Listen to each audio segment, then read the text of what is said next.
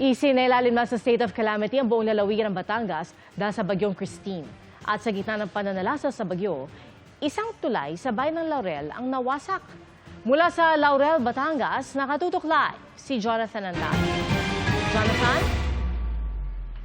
Putol nga ang isang tulay dahil sa sobrang lakas ng ragasan ng ilog ng kasagsagan ng bagyo.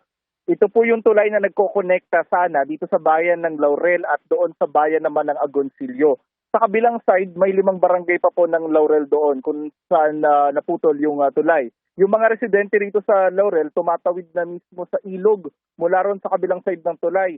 Kahit saan ka tumingin dito, ang daming troso na nakakalat na galing sa bundok na tinangay ng tubig. Sa buong Batangas, 54 na ang patay, 21 ang nawawala, 18 ang sugatan. Batay po yan sa inisyal na tala ng Batangas PNP. Lumulusong sa putik ang maraming residente ng Laurel. Isa pa nilang problema ang mga troso na sumira ng kanilang mga bahay. Patay ang ilang alagang hayop, lubog ang mga luma at bagong motorsiklo, pinataob pati mga kotse at truck. Sa tabing kalsada, nadatnan namin nakaburol ang 3 magkakaanak kabilang ang 5-month-old na baby.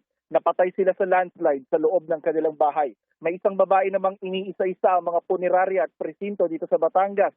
Mahanap lang ang kanyang pinsang si Annalyn at ang 8 taong gulang na anak nitong si Ira na nawala matapos anurin ng baha sa bayan ng Agoncillo. Sa bayan ng Talisay, nakaburol na ang 18 namatay rin sa landslide. Ang pinakamaliit, 2-month-old na sanggol na anak ng residenteng si Reynaldo.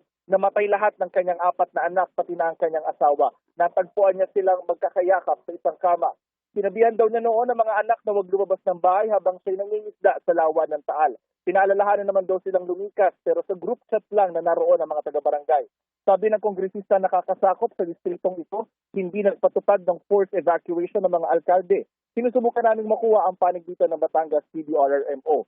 Halos lahat ng napinsala ng bagyo ay mga bayang nakapalibot sa lawa ng Taal. Sa ngayon, may mga kalsada pa rin hirap madaanan sa Talisay at Laurel. Ngayon nga ay nasa state of calamity ang buong Batangas. Dito po sa Laurel, walang kuryente, wala ring tubig, pahirapan ng cellphone signal. Kailangan po rito ng mga dagdag na pagkain, inuming tubig, damit, sanitary kits at mga gamot. Balik sa iyo, Pia. Maraming salamat, Jonathan Andal.